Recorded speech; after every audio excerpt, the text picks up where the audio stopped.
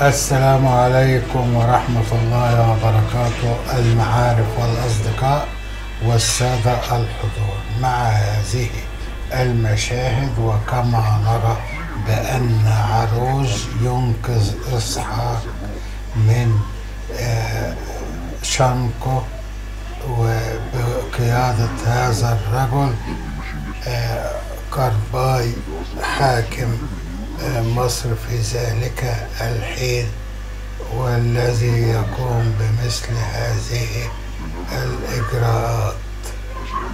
فسأقطع رأس هذا الكلب الذي قتل زوجتي وقام بنصب فخ لأخي، ولكن أولا سأجد الذهب أيضا. وإيديا زوجته ممثلة جميلة ورائعة، ولكنها كانت مفترية ومتكبرة مثل زوجها. وهنا تقف هكذا، وهؤلاء أبطال عروج، وهذا الرجل المتهم بقتل زوجة عروج. وهنا هذا شيء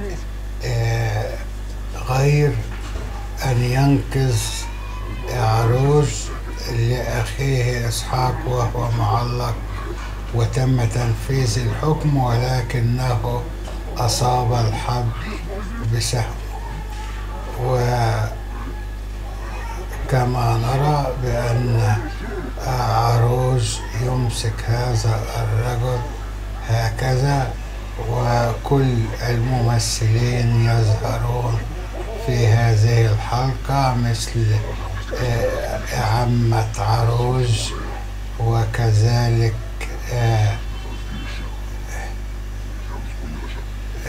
محبوبته، وأنت من قتلت زوجتي كذلك، ما الذي تنكره بعد؟ تم تخطيطها بحيث لا تهاجمه.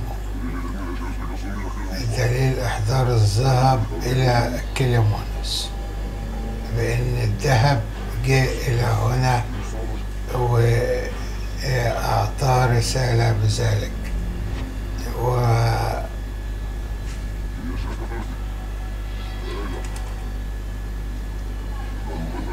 وهم من سرقوا الذهب ومن قتلوا عساكركم.